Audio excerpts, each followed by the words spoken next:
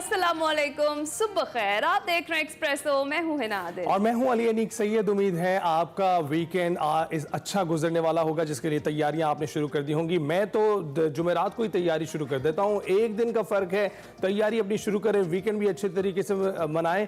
वो कहते हैं ना कि वर्क हार्ड प्ले हार्ड, तो वो टाइम आ गया। आप तैयारियां उसकी तो जारी रखिए। उसके लिए हमारे पास कुछ अच्छी खबरें हैं आज के दिन आपके लिए। एक अच्छी खबर तो ये है कि स्मॉग में कमी आ गई है। 208 इंडेक्स पर दिखाई दे रहा है फजाई आलूदगी के, और लाहौर में अच्छा नहीं है, लेकिन स्टिल ये कल से बेहतर है। लेकिन अनहेल्दी है, वेरी अनहेल्दी है, हैजर्डस नहीं है इस वक्त, जो कि एक अच्छी खबर है। इसके साथ साथ दूसरी ये बात कि हम वीकेंड पर टेस्ट एंजॉय करने वाले हैं, और हम देख रहे हैं कि स्पिन पिच पर जोर बाजू आजमाने का वक्त आ गया है। पाक इंग्लैंड फैसला कुन टेस्ट के लिए मैदान तैयार हो चुका है, और फैसला कुन टेस्ट पिंडी में कुछ देर बाद शुरू हो जाएगा। पाकिस्तान और इंग्लैंड दोनों टेस्ट सीरीज अपने नाम करने के लिए पुरज़्म है। सीरीज के तीसरे और आखिरी टेस्ट मैच के लिए पाकिस्तानी टीम में कोई तब्दीली नहीं की गई है। ओपनर साइम अयूब और अब्दुल्ला शफीक, जो कि बड़ी नाकिस कारकर्दगी दिखा रहे थे, इसके बाद भी उनको प्लेइंग 11 में रखा गया है। रावलपिंडी टेस्ट में कौमी टीम 3 स्पिनर्स नुमान, जाहिद और साजिद के साथ मैदान में उतरेगी, और इंग्लिश टीम भी 3 स्पेशलिस्ट स्पिनर्स के साथ मैदान में उतरेगी। जी हाँ, हैरानकुन तौर पर बांग्लादेश के फास्ट बॉलर्स ने इस मैदान में आखिरी टेस्ट मैच में 15 विकेटें हासिल की। इसके बावजूद पाकिस्तान और इंग्लैंड ने स्पिनर्स से जीत की उम्मीदें अब लगा रखी हैं। देखते हैं क्या होता है। सिलेक्शन कमेटी की हिदायत पर पंखों और हीटर्स के साथ रावलपिंडी की जो पिच है उसको हस्बे मंशा बनाने की कोशिशें की गई हैं, जिस पर माइकल वॉन और कई इंग्लिश जो क्रिकेटर्स हैं वो तनकीद भी करते रहे। पाकिस्तानी टीम के लिए मैदान कुछ अच्छा नहीं रहा। अब तक मुसलसल 3 बार टेस्ट हार चुकी हैं। यहाँ पर बांग्लादेश ने दोनों टेस्ट मैचेस जीतकर तारीख में पहली बार पाकिस्तान को क्लीन स्वीप शिकस्त यहीं दी थी। इंग्लैंड ने दिसंबर 2023 में पाकिस्तान को 74 रन से हराया था, और मैच में पाकिस्तान की तरफ से फास्ट बॉलर्स ने 10 और इंग्लैंड के फास्ट बॉलर्स ने 11 विकेटें ली थी। तो सूरत हाल अगर माजी की देखी जाए तो कुछ खास अच्छी नहीं है, लेकिन हमें उम्मीद है कि आगे चलकर या आज में हमारी परफॉर्मेंस जो है वो बेहतर हो जाएगी, जैसा सोचा जा रहा है। एंजॉय करेंगे इस टेस्ट मैच को, क्योंकि ये बड़ा इंपॉर्टेंट टेस्ट मैच है। जो जीता वो सीरीज जीत जाएगा, 1-1 से बराबर है। तो इस वक्त सूरत हाल ये है कि पाकिस्तानी बड़े पुरज़्म है, लेकिन रावलपिंडी की पिच फास्ट बॉलर्स के लिए खास तौर पर बताई जाती है कि माजी में वो फास्ट बॉलर्स के लिए ज्यादा मौजूद रही है, और इस बार हम देख रहे हैं कि दोनों टीमें स्पिनर्स लेकर कूद पड़ी हैं मैदान में। अब देखते हैं स्पिनर्स का जादू किस तरह से चलता है। पिच को तो स्पिन के लिए खास बनाने की कोशिश की गई है। कुछ ही देर में पता चल जाएगा कि कैसा आगाज होता है और क्या क्या होता है मैच में। इस पर हम डिटेल में भी बात करेंगे। अभी शामिल करते हैं अपनी बड़ी खबर।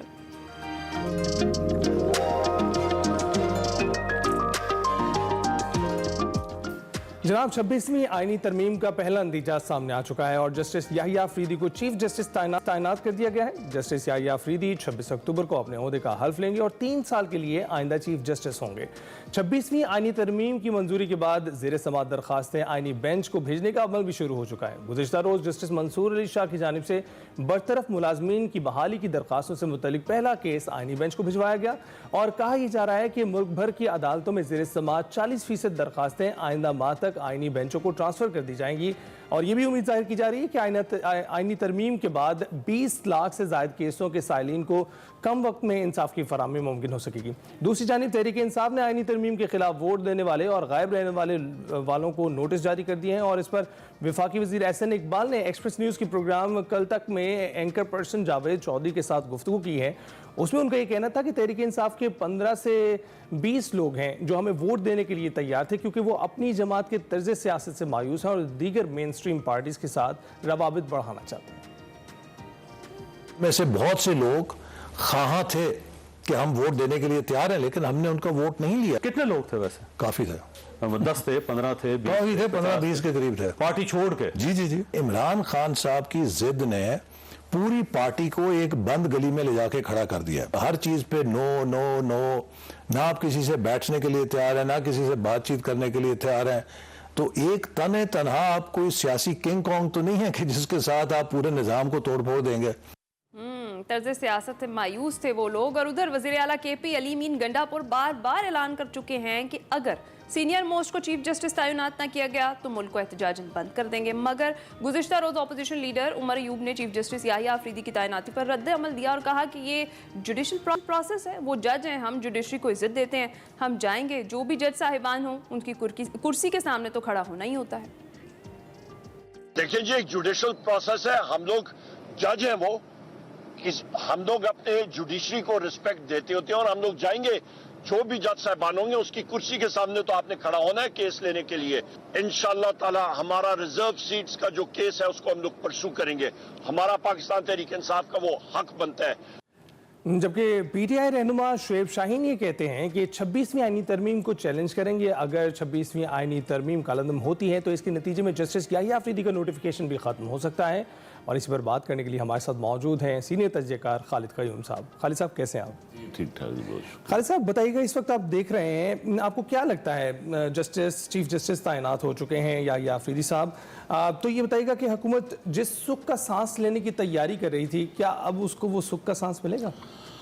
देखिए, मैं समझता हूँ कि सबसे पहले तो नए chief justice Pakistan justice Yahya Afridi जो हैं, मैं समझता हूँ कि उनके लिए जो चैलेंजेस हैं उन पर बात करनी भी ज़रूरी है।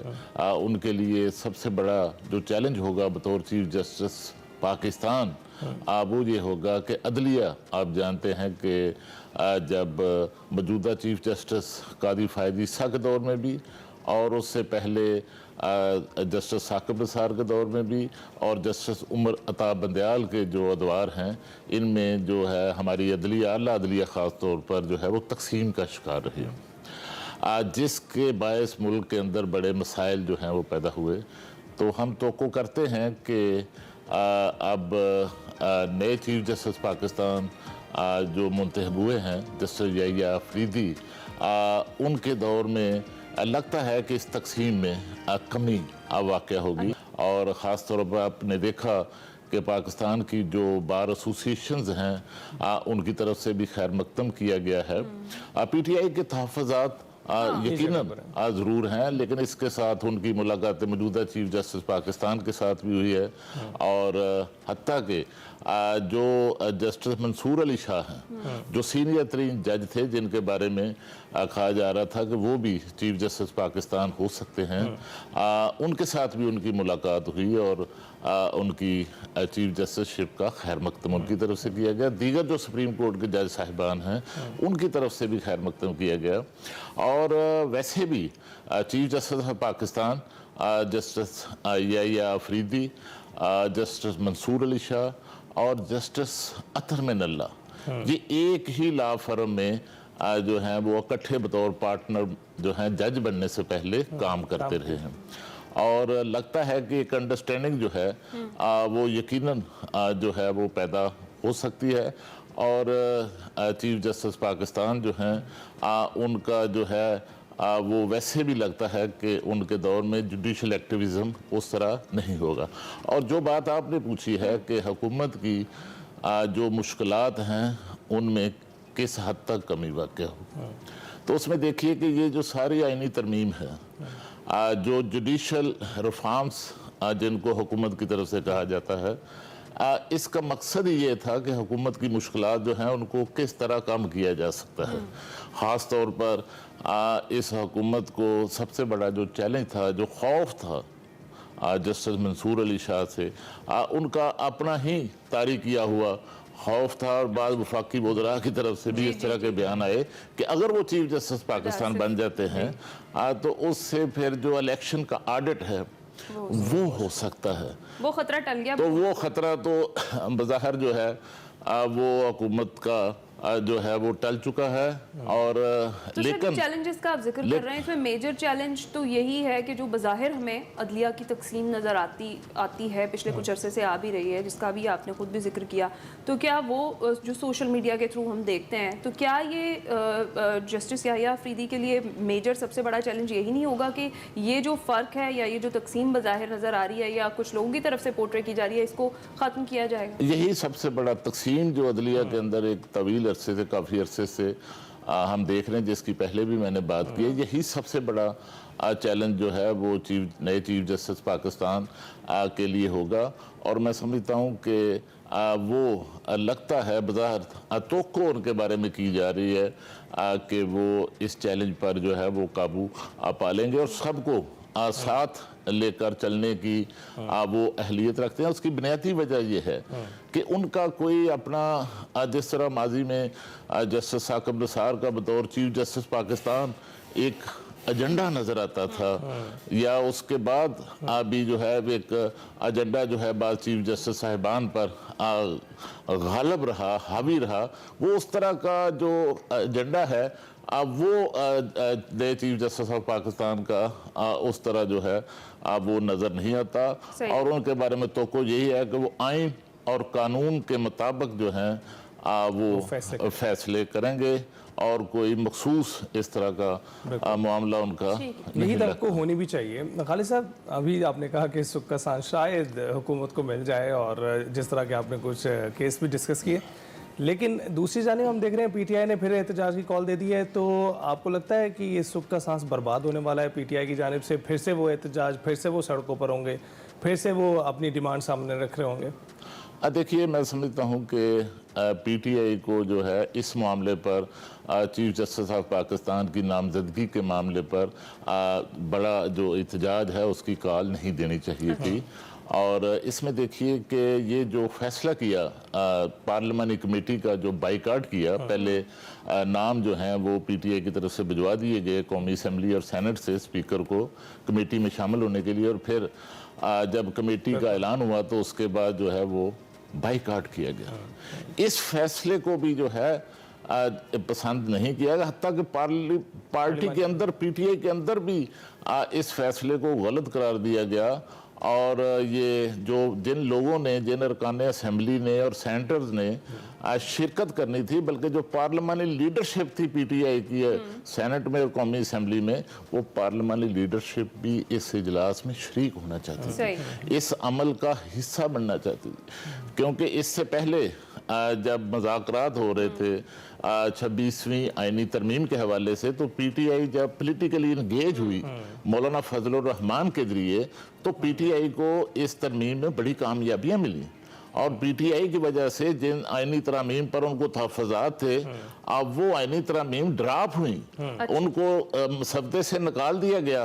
और फिर सबसे बड़ा जो उनका इतराज़ था और उनकी डिमांड थी कि मौजूदा चीफ जस्टिस पाकिस्तान कादी फ़ायद ईसा को तस्वीर नहीं मिलनी चाहिए थी, उसमें उन्हें पॉलिटिकली एंगेजमेंट की वजह से उनमें कामयाबी हुई। हुई। तो यही कह रहे हैं कि वो पार्लियामानी पार्टी जो है इसको भी चैलेंज करेंगे, 26वीं आईनी तरमीम को चैलेंज करने जा रहे हैं वो। ये बात अभी हमने बताई, शुएब शाहीन भी यही बात जिक्र कर रहे थे, इसके साथ साथ सेनेटर अहमद खान भी यही बात करते हुए दिखाई दे रहे हैं कि इसको चैलेंज करेंगे। मामलात जब इस तरीके से चलेंगे तो सूरत हाल आगे आप क्या बनती हुई देख रहे हैं? क्योंकि पाकिस्तान तहरीक इंसाफ ने अपनी स्ट्रेटेजी अब वाजे कर दी है कि वो इसको किसी सूरत एक्सेप्ट नहीं कर रहे। देखिए, पीटीआई का मसला ये है कि पीटीआई को शायद बाहर से जो है वो इतने ख़तरात नहीं हैं जितने पीटीआई को पीटीआई के अंदर से ख़तरात हैं।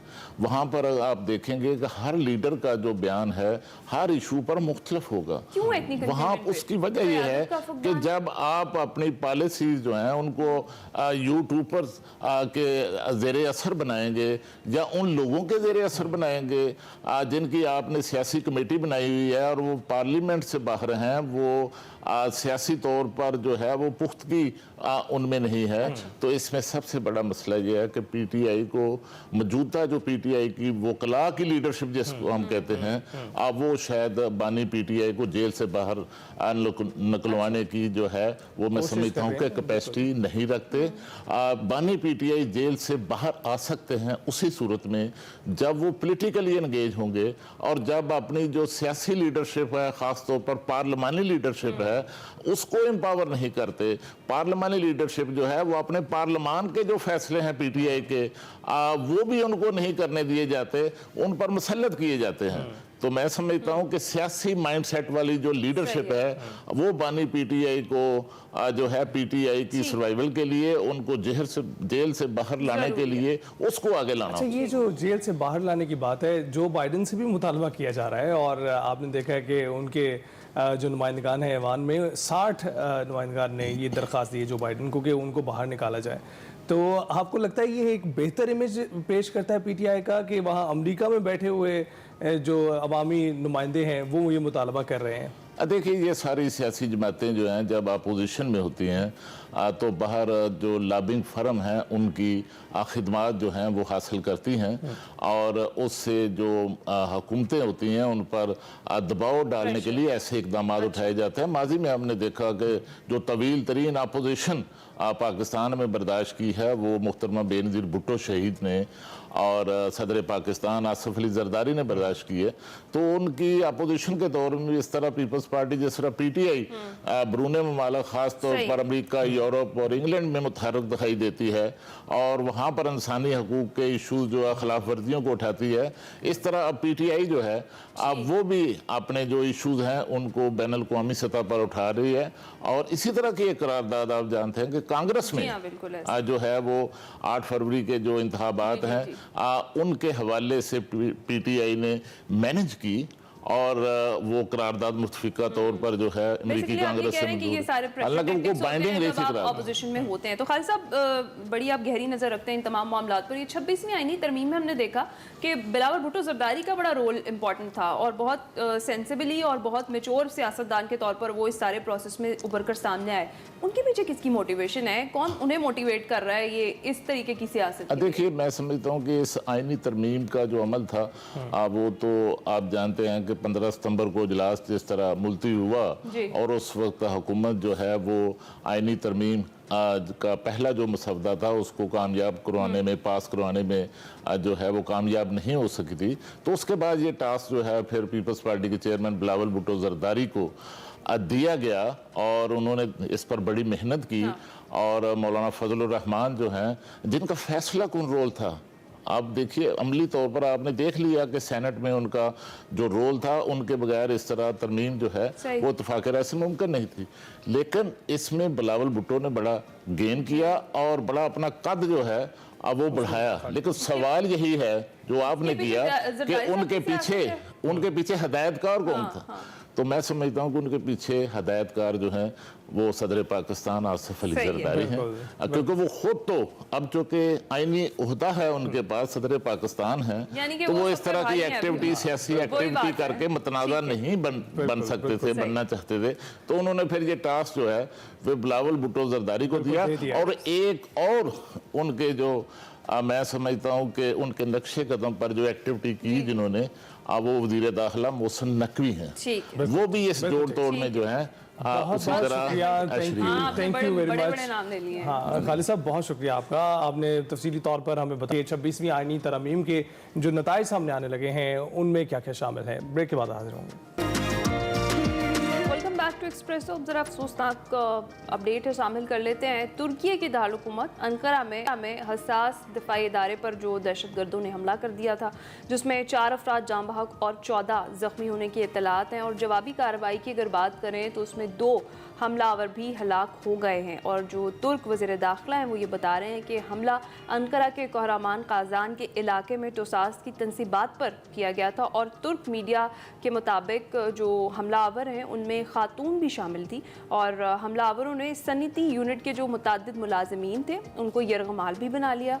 और तुर्क एरोस्पेस इंडस्ट्रीज़ में सिविलियन और फौजी जहाज़ों और जो हेलीकॉप्टर्स थे, इसके अलावा ड्रोन्स भी जो है वो बनाए जाते हैं जिनको तुर्क फ़ौज बेसिकली यूज़ करती है और दुनिया भर में फ़रोख्त भी ये किए जाते हैं। बिल्कुल, एरोस्पेस का ये जो कंपनी है ये बड़ी ख़ास कंपनी है, दिफाई कंपनी है तुर्की की, और इसको एक ख़ास अहमियत हासिल है, उसको निशाना बनाया गया है। और 4 अफराद ऐसे जिनमें खातून भी शामिल थी, ऐसे वाक़यात पहले देखने को नहीं मिलते थे, अब ये देखने को मिल रहे हैं। और इस पर काबू पाने की तुर्की की जानिब से तेज़ी से कोशिश की गई और 4 में से 2 जो दहशतगर्द थे उनको हलाक किया गया था। सामने आ रहा है जिसमें ख़वातीन भी ऐसे दहशतगर्द हमलों में हिस्सा लेती हुई दिखाई देती हैं और वो जो बात, और ये एक तसलसल से हो रहा है। मशरिक़ वुस्ता में अभी देख रहे हैं क्या सूरत हाल है, दूसरी जानिब हम ये देख रहे हैं कि इस वक्त तुर्की में ये सूरत हाल बनती चली जा रही है। यूक्रेन में क्या सूरत हाल है, इस वक्त पूरी दुनिया तनाज़ो की लपेट में आ गई है और हम देख रहे हैं कि एक और जगह पर ये तनाज़ा खड़ा होता हुआ दिखाई दे रहा है। इसके बाद भी आपको बताएंगे, इसके बाद भी एक तुर्की की जानिब से भी एक्शन लिया गया है, उसके बारे में भी आपको इन्फॉर्म करेंगे। लेकिन पहले इस वाक़े को ज़रा सम अप कर दें आपके लिए कि इस वक्त हुआ क्या है। दुनिया भर में ये कंपनी फ़रोख्त करती है अपने ड्रोन्स और अपने जो एयरक्राफ्ट्स हैं, और कंपनी जो है तुर्की में अमरीकी डिज़ाइन के F-16 लड़ाका तैयारों की लाइसेंस होल्डर भी है, ये मैन्युफैक्चरर है उसकी। तुर्क सदर तैयब उर्दवान ने हमले की शदीद मजम्मत की है, बताया है कि हमले में 4 अफराद शहीद हुए हैं, 14 जख्मी हैं, और सरबरा नेटो मार्क रूट ने भी अंकारा में दहशतगर्द हमलों की मजम्मत की है और ये कहा है कि वो अपने इत्तेहादी तुर्की के साथ खड़े हैं। इसके अलावा रूस के सदर व्लादिमीर पुतिन ने भी तुर्क हम मनसब से इजहार ताज़ियत किया है, जबकि अक़वाम मुत्तहिदा जनरल सेक्रेटरी एंटोनियो गुतेरेस ने भी वाक़े का अफसोस किया है, वाक़े पर अफसोस का इजहार किया है। वज़ीर आज़म शहबाज शरीफ ने अंकारा में दहशतगर्द हमले पर गहरे दुख का इजहार किया है और ये कहा है कि दहशतगर्दी की मज़मूम कार्रवाई की वो शदीद मजम्मत करते हैं। तुर्की के बहन भाइयों के साथ वो इजहार यकजहती करते हैं। ये तो पैगामात थे दीगर सरबराहान मुमलिकत की जानिब से, लेकिन इसके साथ साथ आपको ये भी बताते चलें कि तुर्की की जानिब से एक्शन लेते हुए जो शाम और इराक के कुर्द इलाके हैं उनमें से 30 मकामात को निशाना बनाया गया है और इन इलाकों को निशाना बनाने के बाद उन्होंने अपने गम गुस्से का इजहार किया है। ये जो वाकया इस वक्त तुर्की में देखने को मिला है। इसके साथ ही हम जाएंगे छोटी सी ब्रेक पर, आप करेंगे।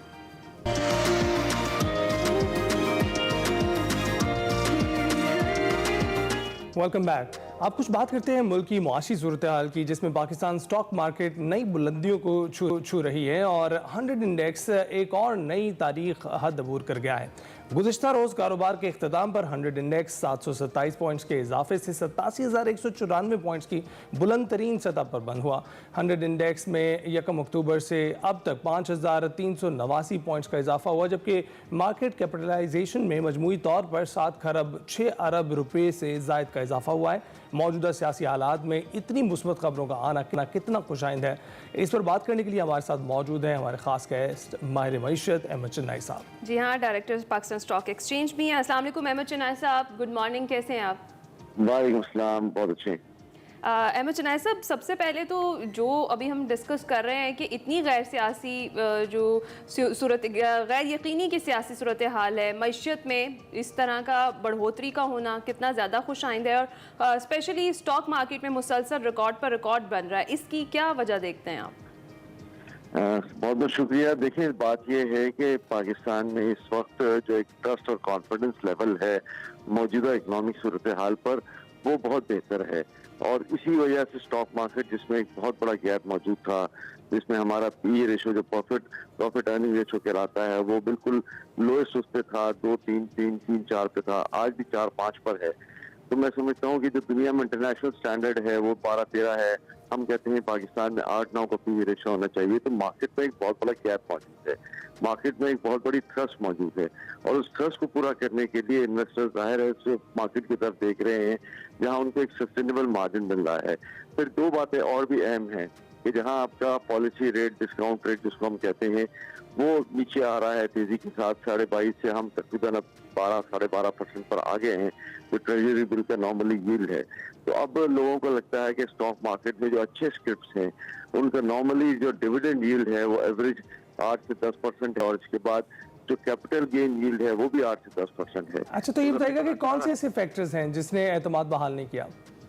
देखिए, जो फैक्टर्स हैं जिसने एतमाद बहाल किया वो पाकिस्तान का डिफॉल्ट ना होना, पाकिस्तान का जो करंट अकाउंट डेफिसिट है उसको पॉजिटिव में चला जाना और पाकिस्तान की मजमूई तौर पर जो माशी सूरत हाल है उसको बेहतर होना।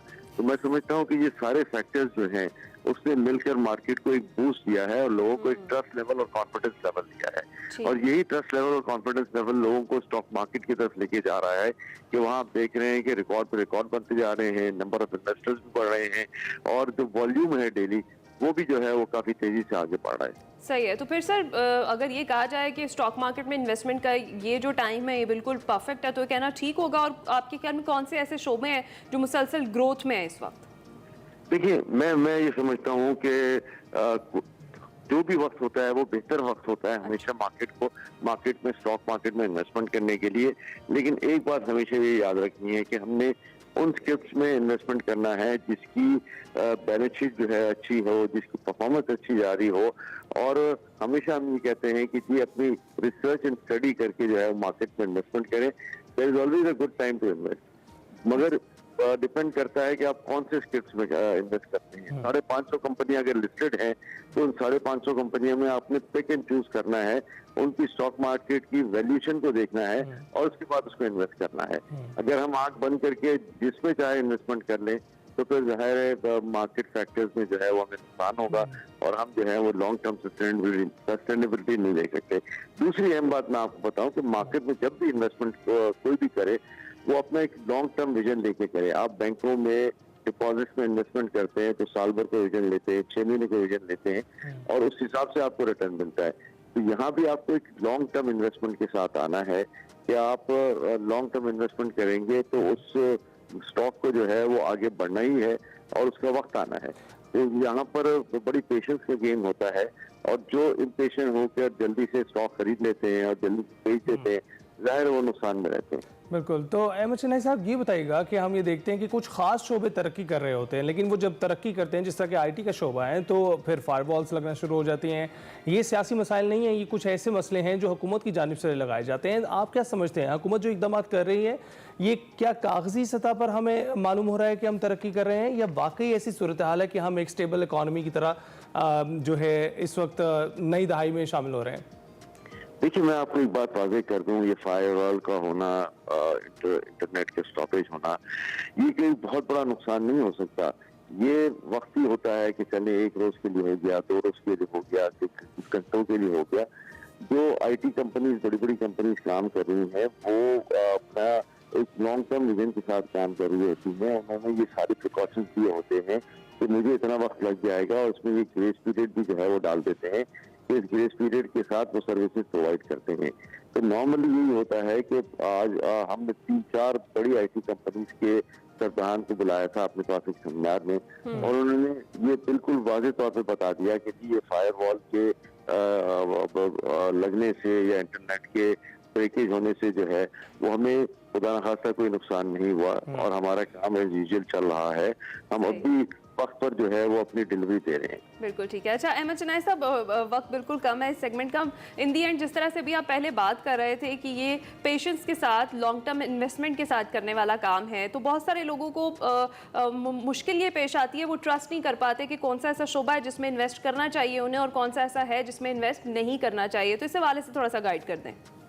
देखिए, इस वक्त पाकिस्तान की मजबूरी सूरत हाल है, उसमें जो है वो तमाम सेक्टर्स बशमूल oil and gas sector, IT sector, food sector, इसके बाद केमिकल सेक्टर, इंजीनियरिंग सेक्टर, ये सारे सेक्टर्स जो हैं वो अच्छा परफॉर्म कर रहे हैं। कोई भी सेक्टर ऐसा नहीं है जो परफॉर्म ना कर रहा हो। इवन टेक्सटाइल सेक्टर भी है जो इस वक्त बड़ी मसाइल के शिकार है, जो यूटिलिटीज के चार्जेस बढ़ गए हैं, बिजली, गैस वगैरह। इसके बावजूद भी अगर आप एब्सोल्यूट सेल्स देखें तो वो बेहतर हैं और जो भी है एक पास ऑन का जरिया होता है कि अगर मुझे महंगा माल मिल रहा है तो मैं महंगा माल बेचूंगा। तो ये पास ऑन में जो है वो कंपनियां मजबूरी तौर पर स्टिक रहती हैं, कोई ऐसी बात नहीं है। जी अहमद शनाई साहब, बहुत शुक्रिया, आपने खाका खींच दिया है हमारे नाज़रीन के लिए भी जो इन्वेस्ट करना चाहते हैं किन किन शोबों में इन्वेस्ट करें। चलें, हम अगर बेहतरी की जानिब नहीं जा रहे हैं तो मुस्तहकम एक इकॉनमी का हिस्सा तो हैं। इस वक्त महंगाई मजीद नहीं बढ़ रही है, हम अपने आप को सस्टेन कर सकते हैं। ब्रेक के बाद हाजिर होंगे।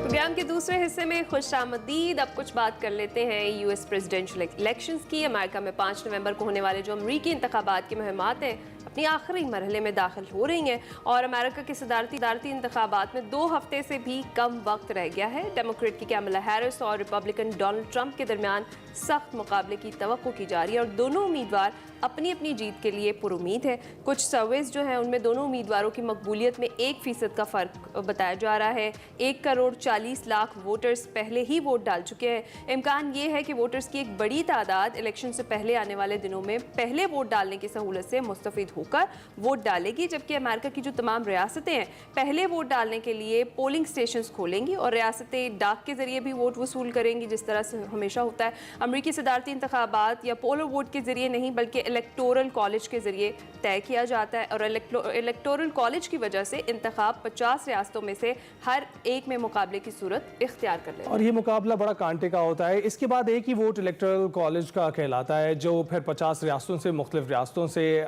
कलेक्टिव सेलेक्टिवली डाले जाते हैं सदारती उम्मीदवारों को, और फिर जिनको ज़्यादा वोट इलेक्टोरल कॉलेज वोट ज़्यादा मिलते हैं वो सदर बन जाते हैं। आपको बताएं कि इस वक्त कामला हैरिस या डोनाल्ड ट्रंप को 43 रियासतों में अच्छी खासी या कुछ बढ़तरी हासिल है। अगर इन रियासतों में कोई अपसेट नहीं होता तो बाकी की 7 रियासतें हैं इलेक्शन के नताइज का तयन करती हैं। आपको इन 7 रियासतों के बारे में बताते चलें कि ये 7 रियासतें बेसिकली स्विंग स्टेट्स हैं। इनमें शुमाल की 3 रियासतें शामिल हैं, विस्कॉन्सिन, मिशिगन, पेंसिल्वेनिया। जनूब मशरकी रियासतें हैं शुमाली कैरोलिना, जॉर्जिया। 2 जनूब मगरबी रियासतें हैं, एरिजोना और नवाडा। ये तमाम रियासतें स्विंग स्टेट्स कहलाती हैं। ज़्यादातर इन्हिसार इन्हीं स्टेट्स पर होता है क्योंकि ये कोई रेड स्टेट या ब्लू स्टेट नहीं होती। ब्लू डेमोक्रेट्स के लिए है और जो दूसरी पार्टी है डोनाल्ड ट्रंप की पार्टी है उनके लिए रेड स्टेट है। तो ये दोनों ये 7 की 7 रियासतें वो रियासतें हैं जो तय करती हैं कि बुनियादी तौर पर सदर किसको मुंतखब करना है। ये सारी सूरत हाल है जी जिस पर हम बात करने लगे हैं यूएस इलेक्शंस पर। बिलाल साहब सीनियर तज्जियाकार वाशिंगटन से हमारे साथ मौजूद हैं। अस्सलाम वालेकुम बिलाल, गुड मॉर्निंग, कैसे हैं आप? वालेकुम अस्सलाम। बस may you live in interesting times. अभी एक हिस्टोरिक इलेक्शन होने वाला है इधर, तो बहुत ही दिलचस्प सूरत हाल है and I am excited to talk with you guys about it. अच्छा बिलाल, किसको जितवा रहे हैं फिर? हम तो देख रहे हैं खासा कड़ा मुकाबला जो है वो होने जा रहा है और दोनों ही पुरुमीद हैं कैंडिडेट्स और दोनों ही की जो मकबूलियत है उसमें सर्वेज ये बताते हैं कि सिर्फ 1% का फ़र्क है। बिल्कुल, अगर आप सिर्फ पोल्स के हिसाब से जाएं और सर्वेज के हिसाब से जाएं तो अभी it is a coin toss, मतलब 50-50 चांसेस हैं। मार्जिन ऑफ एरर के अंदर दोनों कैंडिडेट्स टुगेदर हैं। लेकिन अगर आप दिलचस्पी से अगर आप बेटिंग मार्केट्स देखें, जो लोग बेट करते हैं कि भाई कौन जीतेगा, तो उसमें अगर आप देखें तो पिछले 2 हफ्ते से ट्रंप साहब ने एक लीड ली है वर्सेस कमाला हैरिस, और ये एक बहुत इंटरेस्टिंग डायनामिक है। ये 2016 में भी ये डायनामिक प्ले आउट हुआ था क्योंकि जो बेटिंग मार्केट्स है वो ये बेट कर रहे हैं कि ट्रंप के वोटर्स जो हैं वो शाय वोटर्स हैं, वो बताते नहीं हैं सर्वेज में या पब्लिकली कि वो ट्रंप के वोटर हैं, लेकिन क्वाइटली साइलेंटली वो ट्रंप के वोटर होते हैं। बिल्कुल इसी तरीके से जिस तरह अभी जो पाकिस्तान में इलेक्शन हुए थे फरवरी में, उसमें भी कुछ लोगों ने बताया नहीं था कि वो आगे जाके शायद बल्ले पे वोट करने की कोशिश करें ताकि वो बल्ला छीना ना जाए, लेकिन वो निकले उस दिन। तो ट्रंप के वोटर्स के साथ भी कुछ इसी तरीके की एक सूरत हाल है कि इवन दो पोल्स जो हैं वो इक्वल हैं, लेकिन जो बेटिंग मार्केट है, जो एक सेंस ऑन द ग्राउंड है, वो ये लगता है कि ट्रंप जो हैं वो जीत सकते हैं और कुछ मार्जिन से भी जीत सकते हैं अगर उनके वोटर उस दिन निकल आए। ओके बिलाल, एक ब्रेकिंग है, पहले हम वो शामिल कर लेते हैं फिर आपके पास आते हैं। सिक्योरिटी फोर्सेस का खवारिज की मौजूदगी की इत्तला पर जिला बाजोड़ में ऑपरेशन, 9 खवारिज हलाक हुए हैं। ISPR के मुताबिक खवारिज में 2 खुदकुश बमबार। ताज़ा तरीन सूरत हाल इस वक्त ISPR की जानिब से हमें आगाही मिली है। अभी अपने वापस टॉपिक पर आते हैं और हम US इलेक्शंस की बात कर रहे थे। हमारे साथ बिलाल लखानी मौजूद हैं। बिलाल, फिर से कंटिन्यू करते हैं, बताइएगा इस वक्त आप देख रहे हैं, आप बता रहे थे कि कुछ कन्वर्सेशंस जो आवाम में होती हैं उसका अदराक पहले से पोल्स में दिखाई नहीं देता है, और हम देखते हैं कि बहुत से जो लोग वोटिंग करने जाते हैं वो अपने नतीजे छुपा कर रखते हैं और जिस दिन वोट होता है उस दिन पता चलता है कि वो किसको वोट डालने वाले हैं। तो आप ये देखते हैं कि मकबूलियत के लिहाज से इस वक्त इलॉन मस्क भी बहुत ज़्यादा सपोर्ट में हैं डोनाल्ड ट्रंप के। तो आप देखते हैं कि मकबूलियत के लिहाज से अवामी सतह पर जो उभर कर सामने आ रहे हैं वो बुनियादी तौर पर डोनाल्ड ट्रंप है, क्योंकि एक वाकया भी हुआ पिछले दिनों जिसने एकदम से बूस्ट दिया उनको, और वो आप जानते हैं वो गोली लगने का वाकया था कान पर उनकी। तो इस चीज़ ने भी उनको सपोर्ट किया। आप क्या देखते हैं इसे? बिल्कुल, आई थिंक ये सारी चीज़ें एक इम्पॉर्टेंट फैक्टर हैं, और क्योंकि ट्रंप के वोटर जो हैं वो पब्लिकली आके नहीं बताते कि हम ट्रंप के वोटर हैं, तो इसीलिए अगर पोल्स इतने क्लोज हैं, देखें अगर आप 2016 के इलेक्शन में जाएं जब ट्रंप साहब पहली बार जीते थे, तो तब ऐसा लग रहा था कि वो बहुत बुरी तरीके से हारेंगे क्योंकि हिलरी क्लिंटन जो थी वो पोल्स में एक सिग्निफिकेंट लीड पे थी, लेकिन फिर भी ट्रंप साहब पीछे से आए और वो जो है वो बाजी जीत गए। तो इसी तरीके से इस इलेक्शन में ट्रंप साहब की जो जितनी भी उनके जो नेगेटिव्स हैं वो भी बहुत पब्लिक हैं और उसके ऊपर भी मीडिया पे बहुत बात होती है, लेकिन उसके बावजूद अगर इलेक्शन इतना क्लोज है तो इसका मतलब ये है कि अगर कोई सरप्राइज इधर पुल ऑफ कर सकता है तो वो ट्रंप के वोटर्स हैं। दूसरी चीज ये याद रखें जस्ट ब्रीफली कि जो बाइडेन साहब थे, जो करंट प्रेसिडेंट हैं, उनको भी over the last 3 months election से बाउ आउट करना पड़ा। Basically minus Joe Biden formula जो है वो इधर लगा है डिबेट्स के बाद, क्योंकि वो डिबेट्स में बहुत बुरी तरीके से एक तरीके से उनको शिकस्त खाई उन्होंने ट्रंप साहब के हाथों, और उनकी जो एज के ऊपर जो चैलेंजेस थे वो भी उस वजह से जो है एक नए कैंडिडेट को सामने उभरते हुए आना पड़ा। लेकिन वो जो कैंडिडेट है कमाला हैरिस, वो प्राइमरी इलेक्शन के थ्रू नहीं आई हैं। उनको क्योंकि ये लेट हो गया था प्रोसेस के अंदर, तो उनको एक तरीके से अपॉइंट किया गया है, सेलेक्ट किया गया है डेमोक्रेटिक एस्टेब्लिशमेंट से, और इस वजह से उनकी जो मकबूलियत है even with in democratic circles वो भी अभी कंप्लीट नहीं है। ठीक है। और बिलाल, जिन स्टेट्स में अर्ली इलेक्शंस हुए हैं वहाँ की क्या सिचुएशन, और जो बेसिकली दावा कर रहे हैं डोनाल्ड ट्रंप, उसमें हकीकत लग रही है आपको? क्या ट्रंप आ रहे हैं दोबारा इक़्तिदार में? देखें, ये अभी कबलस वक्त होगा, क्योंकि इतनी वोटिंग अभी हुई नहीं है कि आप एक डायरेक्शनल तरीके से वो उसको ले सकें। लेकिन ये बात सच है कि अभी अर्ली वोटिंग में ट्रंप साहब जो हैं वो लीड कर रहे हैं। लेकिन अभी क्योंकि जो नंबर्स ऑफ वोट्स हैं वो इनफ नहीं है, तो हम इसको एक कंक्लूसिव तरीके से नहीं बता सकते। लेकिन ये जरूर कह सकते हैं कि हवाएं जो हैं वो उड़ रही हैं और मोमेंटम ऐसा लग रहा है कि ट्रंप साहब की तरफ। लेकिन बिलाल, हमने अक्सर देखा है कि वो अगेंस्ट जाता है। वो जब भी ऐसी हवाएं दिखती हैं हमें, तो जो भी सदारती उम्मीदवार ऊपर उभर कर आ रहा होता है वो इलेक्शन में हार जाता है। लेकिन क्या अमेरिका तैयार है कमला हैरिस की सूरत में एक खातून सदर के लिए, और वो खातून जो वाइट नहीं है, ऐसी खातून के लिए? क्योंकि हमने देखा है एक ही सदर आया, बराक ओबामा, उसके बाद तो कोई मिसाल इसकी नहीं मिलती। तो क्या तैयार है ना सिर्फ एक खातून के लिए बल्कि एक ब्राउन खातून के लिए? ये एक बहुत बड़ा सवाल है और संजीदा सवाल है। और क्योंकि मैं पाकिस्तान में पैदा हूँ और हम लोग बेनज़ीर को इलेक्ट कर चुके हैं, तो मुझे अभी तक ये समझ नहीं आता कि अमेरिका जैसा मुल्क जो इतना पढ़ा लिखा है, इतना एडवांस्ड है, वो इस चीज़ में आके जो है वो क्यों मार खाता है, वो क्यों अपने आप को इस चीज़ पे प्रोग्रेस नहीं कर पाता या आगे नहीं बढ़ पाता। लेकिन ये एक सिग्निफिकेंट इशू है कि जो मर्द हज़रात हैं वो अभी भी इधर उधर तक नहीं पहुंचे। आई वुड नॉट से कि majority but a significant minority मर्द हज़रात ऐसे हैं जो नहीं बिलीव करते कि अगर सामने अमेरिकन प्रेसिडेंट को, पुतिन को फेस करना है या चाइनीज प्रीमियर को फेस करना है, तो क्या एक औरत उनको फेस कर पाएगी या नहीं। इसमें अभी भी थोड़ी सी दुश्वारी आती है और ये एक रियल इशू है। ठीक है। तो बिलाल, फिर कहीं हम 6 जनवरी 2022 वाला कैपिटल हिल वाला माहौल तो नहीं दोबारा बनता हुआ देखेंगे अगर ट्रंप को कामयाबी नहीं मिलती? और इसमें मेरा दूसरा क्वेश्चन ये है कि क्या असरात देख रहे हैं आप अमेरिकन इलेक्शंस के पाकिस्तान की सियासत पे? तो देखें, अगर कमाला हारती हैं तो किसी किस्म का वायलेंस एज सच नहीं एक्सपेक्टेड है, क्योंकि वो लोग जो हैं वो फिर रशियन इंटरफेरेंस या और किसी तरीके से जो है वो अपनी एक नैरेटिव बना लेंगे डेमोक्रेट्स। अगर ट्रंप साहब हारते हैं तो फिर हो सकता है कि एक टेंस माहौल बने। ट्रंप साहब जो हैं उनकी जो कोर पर्सनैलिटी है वो अनप्रेडिक्टेबल है, तो वो कुछ भी कर सकते हैं। उस केस के अंदर पूरा मुल्क एक हाई अलर्ट सिचुएशन और पूरी दुनिया जो है वो एक हाई अलर्ट सिचुएशन में आ जाएगी।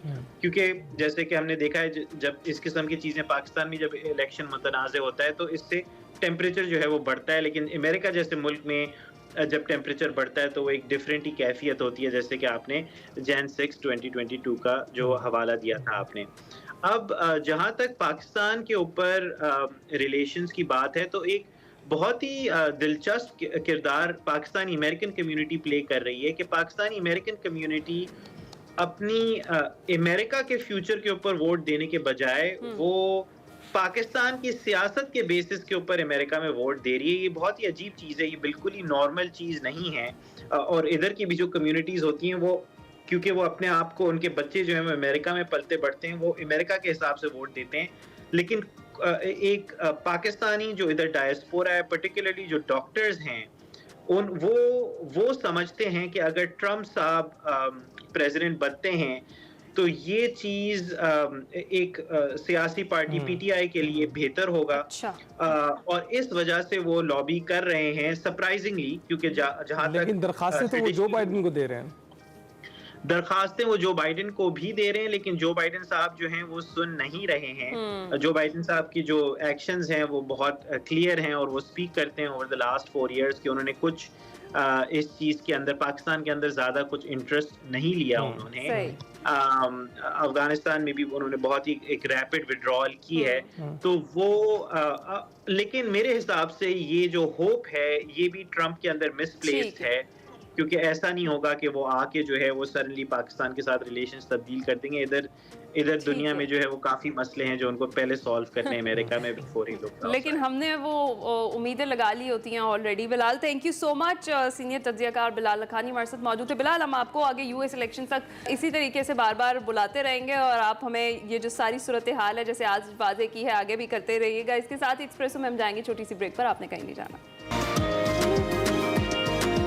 एक बार फिर प्रोग्राम में खुशामदीद। आज का दिन हमारे लिए इंतहाई अहम है क्योंकि आज है वर्ल्ड पोलियो डे। वो दिन जब दुनिया भर में पोलियो के खिलाफ लड़ाई का आज़म दोबारा ताज़ा किया जाता है। और पोलियो एक ऐसा खतरनाक मर्ज है जो वायरस से फैलता है, ये एक बच्चे से दूसरे बच्चे में मुंतकिल होता है और इस तरह एक ना रुकने वाला सिलसिला जारी हो जाता है जिसको रोकने की बहुत ज़रूरत है। पाकिस्तान में पोलियो केसेस तेज़ी से बढ़ रहे हैं, जो ना सिर्फ देही इलाकों में फैल रहे हैं बल्कि शहरी इलाके भी इसकी लपेट में आ रहे हैं। लाइलाज बीमारी की लपेट में चले आ रहे हैं। बदकिस्मती से आज भी इस मुल्क में ऐसे लोग मौजूद हैं जो अपने बच्चों को पोलियो से बचाव के कतरे नहीं पिलाते हैं, जिसकी वजह से सुनी सुनाई बातों में वो आ जाते हैं, गलत मालूमात भी फैलती चली जाती हैं और एक गैर यकीनी सी सूरत हाल है। यहाँ पर यह बात जानना बहुत ज़रूरी है कि अगर आप अपने बच्चों को पोलियो के कतरे पिला रहे हैं और आपके पड़ोस में रहने वाले बच्चों को पोलियो के कतरे नहीं पिला रहे हैं, तब भी आपके बच्चों को पोलियो का खतरा लाहक है।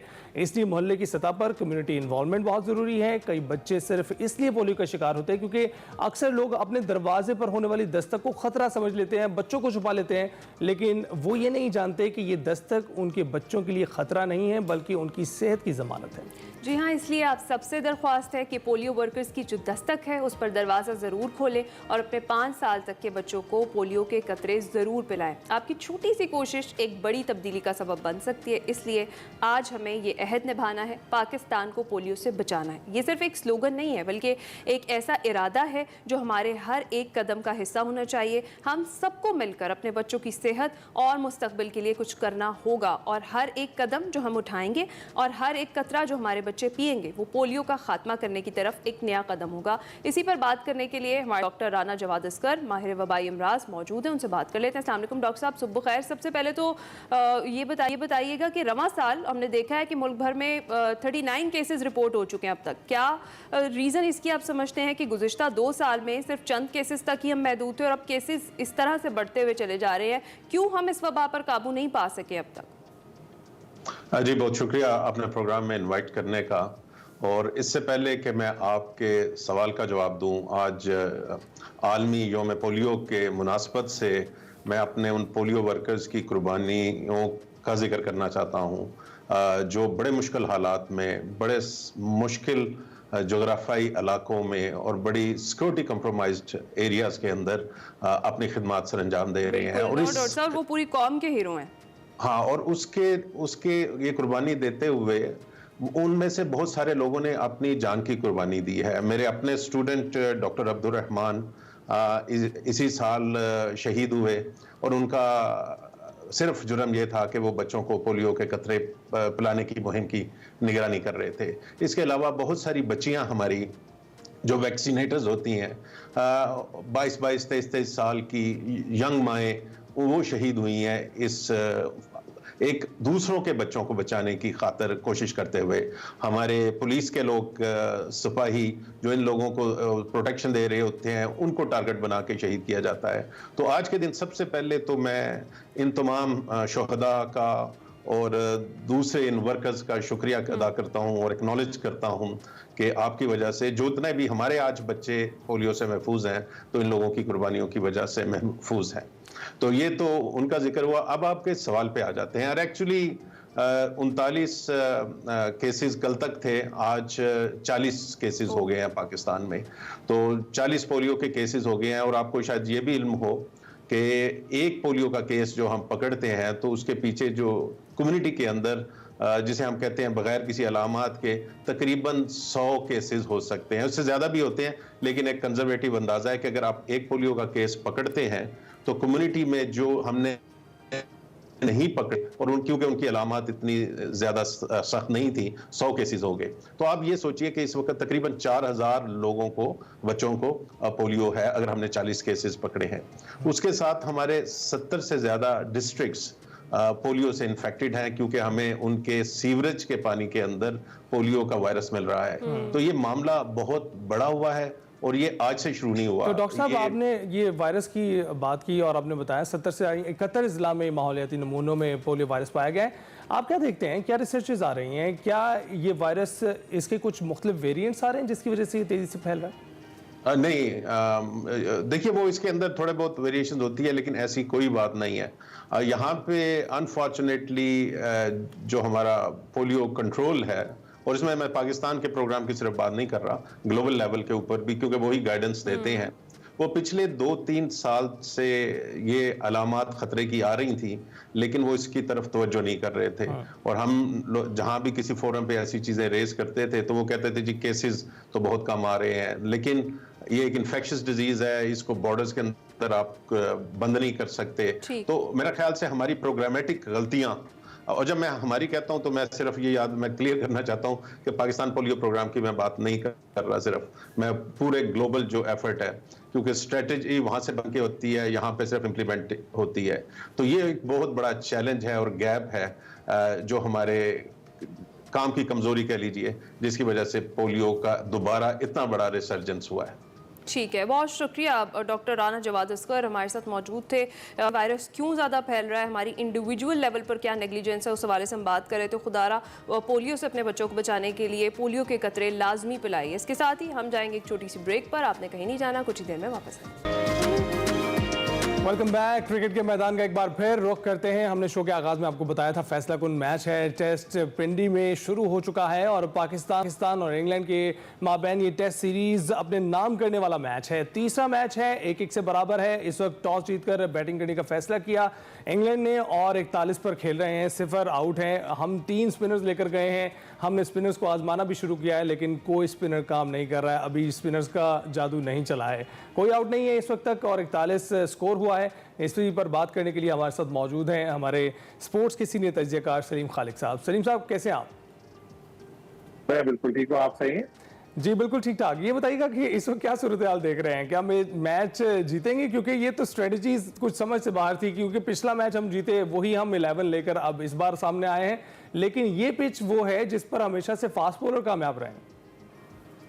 जी देखिए, सबसे गलत जो चीज हुई वो ये हुई कि हम टॉस हार गए और इंग्लैंड पहले बैटिंग कर रहे हैं। अगर पिछले मैच में भी इंग्लैंड पहले बैटिंग कर रहा था तो पाकिस्तान के लिए बहुत मुश्किल था जीतना। तो एक ये मनफी आगाज हमारे लिहाज से हुआ है, क्योंकि जो भी पिच हो, जितनी भी स्पिन पिच हो, शुरू में एक आध दिन तो बैट्समैन खेल लेता है, बाद में क्रैक्स वगैरह नुमाया होते तो उसको मुश्किल होती है। तो जिस तरह आपने देखा कि शुरू में इंग्लैंड के बैटर बहुत अंदाज में खेल रहे थे, जज्बाती भी हुए, एक आध दफा कैच होने से भी बचे, उठा दी थी गेंद, लेकिन अब जरा वो उन्होंने अपने स्ट्रोक्स खेलने शुरू किए हैं, बिल्कुल वो वेस्ट बॉल स्टाइल में, तो लेकिन फिर भी खेल रहे हैं वो।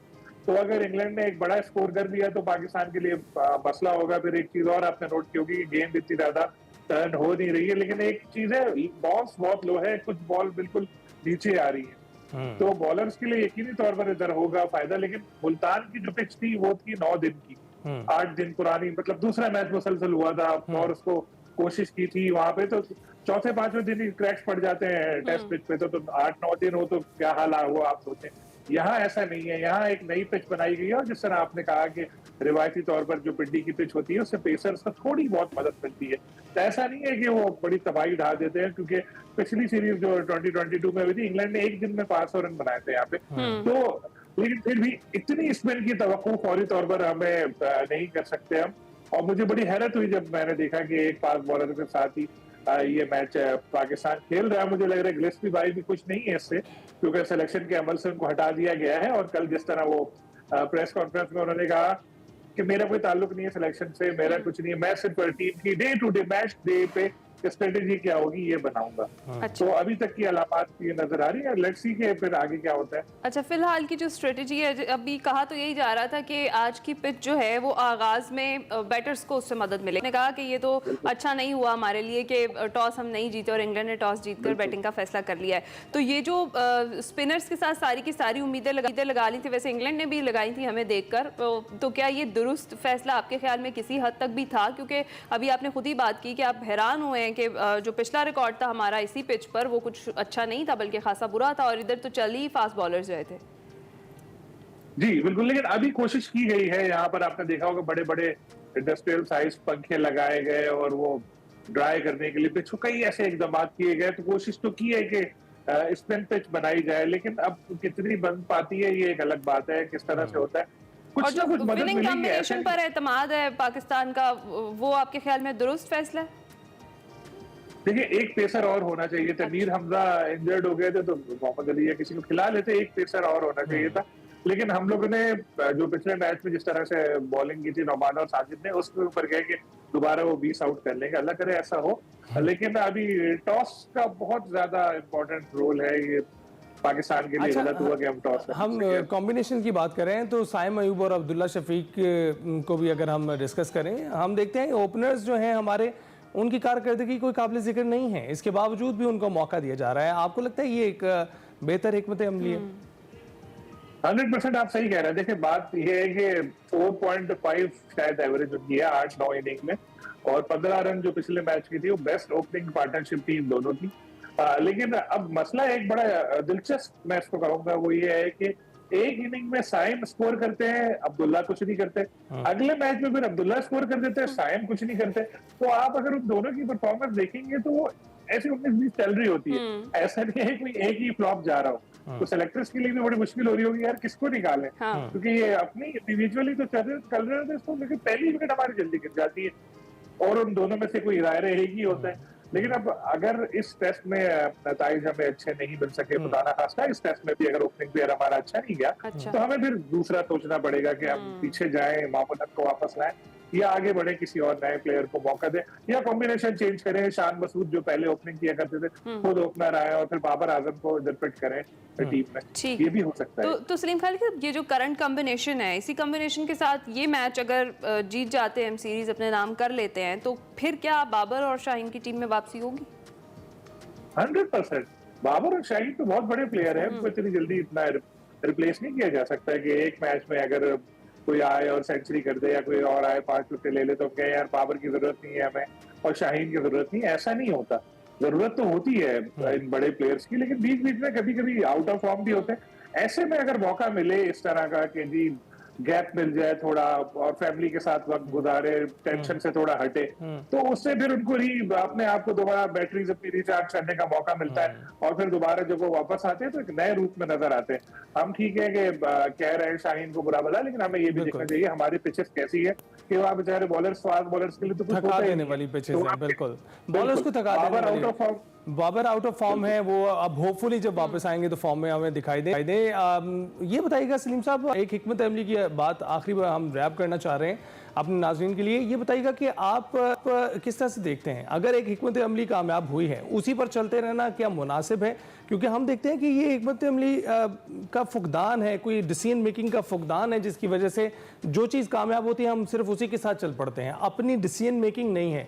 जब तक वो कामयाब हो रही है हम चल रहे हैं उसके साथ, और जैसे ही वो नाकाम होती है और उसके बाद उसका हम कुछ दूसरा डिसीजन करने की कोशिश करते हैं, दूसरा एक तजर्बा करने की कोशिश करते हैं जो नाकाम भी हो सकता है।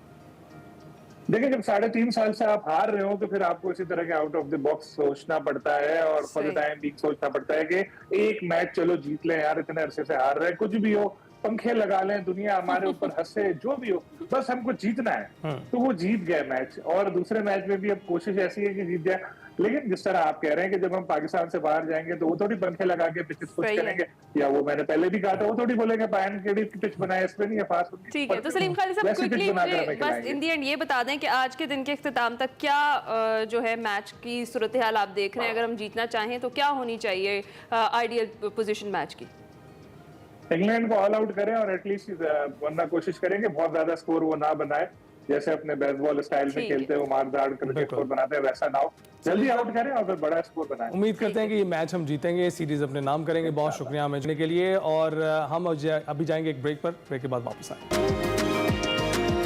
वेलकम बैक टू एक्सप्रेसो जनाब। प्रोग्राम का आखिरी हिस्सा है। आपकी मुलाकात हम करवाने जा रहे हैं एक ऐसी बाहिम्मत खातून से जो एक मुनफरिद आइडिया से न सिर्फ खुद बाइज़्ज़त रोज़गार कमा रही हैं, बल्कि पेशावर की बहुत सारी घरेलू ख़वातीन में आगाही फैलाकर उन्हें भी ऑनलाइन बिजनेस के काबिल वो बना चुकी हैं। जी हाँ, हमारे साथ मौजूद हैं क्लाइमेट एक्टिविस्ट नादिया कुरैशी, जो बेकार और जो नाकारा अशिया हैं उनसे खूबसूरत सजावटी अशिया बनाती हैं और उन्हें ऑनलाइन फिर फ़रोख्त करती हैं। नादिया माहौलियाती आलूदगी के खिलाफ भी कैंपेन चला रही हैं। घर में और आबादियों में मौजूद कचरे के नुकसानात बताने और आगाही के साथ साथ उन्हें रिसाइकिल करने का हुनर भी बांट रही हैं। नादिया अभी तक 50 से ज़ायद खवातीन को मुख्तलिफ हुनर सिखा चुकी हैं। मजीद उन्हीं से जान लेते हैं। बहुत शुक्रिया हमें ज्वाइन करने के लिए।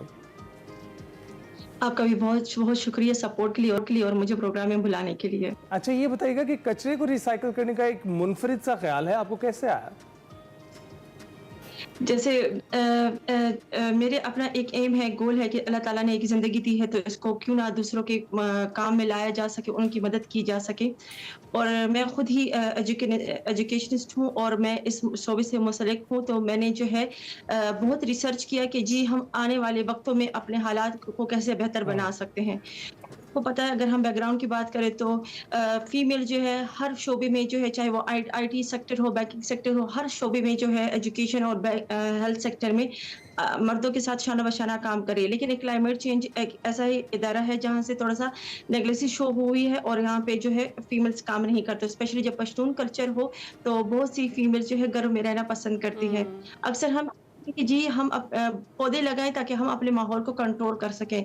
अब पौधे लगाना भी जरूरी है, लेकिन उसके साथ साथ अगर बीइंग अ फीमेल जैसे कि हम अपने आप से एक जंग लड़ रहे हैं, तो ये मेरी एक जंग ही आप कह सकते हैं कि माहौलियात क्लाइमेट चेंज के साथ है कि जी मैं कैसे अपने एनवायरनमेंट को प्रोटेक्ट कर सकती हूँ, मेरे हाथ में क्या है। अब जब ग्रास लेवल पे मैंने ये आइडिया सोचा कि जी क्यों ना माहौल को सस्टेनेबल बनाने के लिए हम अपने घर से ही जो माहौल के लिए सबसे ज्यादा नुकसान है वो प्लास्टिक है, क्यों ना हम इसी को रिसाइकल करना शुरू कर दें। फिर इसके साथ थोड़ा और होमवर्क रिसर्च करने से थोड़ा सा हमें ये आइडिया हुआ कि जी ऑर्गेनिक इनऑर्गेनिक जो अशिया होती है जो जमीन में डिसॉल्व नहीं होती, उनको रिसाइकिल करना बहुत ज़्यादा ज़रूरी है ताकि हम अपने एनवायरनमेंट को प्रोटेक्ट कर सकें। ठीक है, तो नादिया मुझे ये बताएं कि आपने जिस तरह से कहा कि ख़ास तौर पर पख्तून जो कम्युनिटी है उसमें ख़वातीन घर पर ही ज़्यादा रहना पसंद करती हैं, तो आपने बहुत सारी ख़वातीन को इस काम में कायल भी किया ये काम करने के लिए। कितनी मुश्किल उसके लिए आपको पेश आई, और जितनी भी जो आपकी स्टूडेंट्स हैं जिन्होंने आपसे तरबियत ली, वो तमाम ख़वातीन अब यही काम कर रही हैं आपकी तरह? जी, सबसे पहली बात कि जितने फेलियर्स हमने फेस किए बीइंग अ पश्तून कल्चर के, आप जब आप एक घर में जाएं उनको इनवाइट करें कि जी हम आपको एक बहुत ज़रूरी मसले से जो है आगाह कर रहे हैं कि जैसे हमने 19 में कोविड को फेस किया, तो अब क्लाइमेट आने वाले 5-10 सालों में बड़ा ख़तरनाक वबा की शक्ल अख्तियार कर सकता है, वार्मिंग की शक्ल। तो उस ख़वातीन को ये एजुकेशन अवेयरनेस देना कि जी आया ये कितनी बड़ी वबा की शक्ल अख्तियार कर सकते, एक बहुत बड़ा चैलेंज था। आप यकीन करें कि 50+ फीमेल्स को हमने इनविटेशन दी तो हमारे पास 2 ही फीमेल्स आई, तो वो भी हमने हिम्मत नहीं हारी, फिर दोबारा गए उनको इनविटेशन दी ताकि इस मसले को समझे कि मसला क्या है बेसिकली, और हम उसके कुछ नहीं करना, अपने घर से इसको स्टार्ट लेना है। तो आपने घर से स्टार्ट किया, तो अब तो आपके घर के इर्द गिर्द या आपके इलाके में, आपके मोहल्ले में कोई कचरा दिखाई नहीं देता होगा? नहीं, अल्हम्दुलिल्लाह हम जहाँ पे वर्किंग कर रहे हैं वो इलाका तो सारा हो गया, लेकिन हम दूसरे इलाके को हमने टारगेट बनाया हुआ है, क्योंकि फीमेल्स अब हम बहुत ज़्यादा मोटिवेट हो गई, अपने घर में अपने बच्चों को बता रही है, अपने फैमिली मेम्बर्स को बता रही है, और वहीं जाके आगे ये चीज़ एक पॉजिटिव चेन की तरफ माशाल्लाह से पेशावर में फैलती जा रही है और बहुत अच्छा रिस्पॉन्स आ रहा है इस चीज़ का। अच्छा, तो मुझे नादिया ये भी बताइए कि जिस तरह से आपने जब इनिशिएट किया तो चैलेंजेस भी आपको फेस करने पड़े। ये सारे काम जो आप कर रही हैं, रिसाइकलिंग का जो काम है, ये सारा काम हाथ से ही किया जाता है या फिर कुछ डिफरेंट ऐसी मशीन्स है जिनकी हेल्प ली जाती है? ये सारा हाथ जो है, सारा हाथों से ही हम फनपारे वगैरह बनाते हैं, specially in organic solid waste जो आपका प्लास्टिक है, स्पेशली मेटल है, वुड है, पेपर जो हम फेंक देते हैं, ग्लास वगैरह फेंक देते हैं, वो सारी अशिया जो हमारे घर के किचन से निकलती है, हम इसको कचरा समझते हैं, उन्हीं चीज़ों को रिसाइकल अपसाइकल करना, पुराने कपड़ों को रिसाइकल अपसाइकल करना, इसको हमने मार्केट लेवल पे इस तरह प्रेजेंट किया कि लोग हैरान हो गए कि वाकई ये वही कचरा है या वही सॉलिड वेस्टेज है जो हम गलियों में फेंक देते हो, माहौल को आलूदा कर रहे होते हैं, इससे हम क्या कमाइयाँ भी कर सकते हैं। यानी एक यूनिक और मोटिवेटिंग आइडिया था। अच्छा, ये बताइएगा, इसके लिए कोई ख़ास तरबियत आपने ली या अभी जो ख़वातीन यहाँ पर आपका ज्वाइन कर रही हैं उनको कोई तरबियत देती हैं ये काम शुरू करने से पहले? पहले तो हम उनको अवेयरनेस सेशंस देते हैं, हम 2 से 3-4 अवेयरनेस सेशन देते हैं, डिपेंड करता है कि सामने वाला जो है कितना वो पिक कर सकता है, हमें समझ सकता है। के बाद हम उनसे पूछते हैं कि आया क्या आप विलिंग है कि आप इस चीज को मजीद आगे बढ़ा सके, आप इसको बिजनेस लेवल पे लेके जा सके। यानी एक तरफ तो हम क्लाइमेट चेंज को रोकने के काम भी कर रहे हैं, लेकिन साथ साथ वुमेन एम्पावरमेंट को सस्टेनेबल बनाने की भी कोशिश कर रहे हैं ताकि वो फाइनेंशियली इंडिपेंडेंट हो। हम एनवायरनमेंट को प्रोटेक्ट करने का काम कर रहे हैं, साथ साथ में इकोनॉमिक ग्रोथ पे भी हम काम कर रहे हैं। तो जब वो शो कर दे कि जी अपना इंटरेस्ट शो कर दे, जी हमने सीखना है, फिर उनको हम बाकायदा तरबियत देते हैं, उनको स्किल्स सिखाते हैं कि आया ये चीजें जो आपके घर में मौजूद है, आप इसको कैसे आगे फनपारों की शक्ल में कन्वर्ट कर सकती हैं और आप इससे कैसे इनकम जनरेट कर सकती है। फिर मजीद हम उनको बताते हैं कि या तो B2B बिजनेस टू डायरेक्ट आप मार्केट में इसको सेल कर दें, या फिर ऑफलाइन मार्केट में यानी सोशल मीडिया प्लेटफॉर्म, जैसे कि आपको पता है आजकल ऑनलाइन का ही जमाना है, तो डिफरेंट पेज उनको हम सेलिंग का तरीका बता रहे हैं ताकि वो बहुत शुक्रिया आपका। आपने हमारे नाजरीन को ना सिर्फ इससे आगाह अपने इर्द गिर्द किस तरह से सफाई सुथराई रखनी है, बल्कि उससे एक कदम आगे जाकर आपने ये भी बताया कि उस कचरे से आप मजीद क्या कर सकते हैं। है ना, आपको पता है मैं जिस जगह पर कराची में रहा करता था वहाँ एक पार्क था जहाँ चाइनीज़ लोग आकर ये कचरा चुना करते थे और उनको देख के लगता था कि शायद हम में ये कमी है जो हमें पूरी करनी चाहिए। अपने इर्द गिर्द सफाई का ख्याल रखें। और आप देख रहे हैं नादिया जैसे लोगों से आपको मजीद एक सहूलत मिलती है, मजीद एक तरबियत मिलती है कि आप उस कचरे से मजीद कुछ और भी कर सकते हैं जो कि मजीद सूदमंद साबित बिल्कुल ऐसा है। इसी के साथ ही हमें एक्सप्रेसो से दीजिए इजाजत। आपसे मुलाकात होगी कल, अपना ख्याल रखिएगा, फीडबैक जरूर दीजिएगा। अल्लाह हाफिज।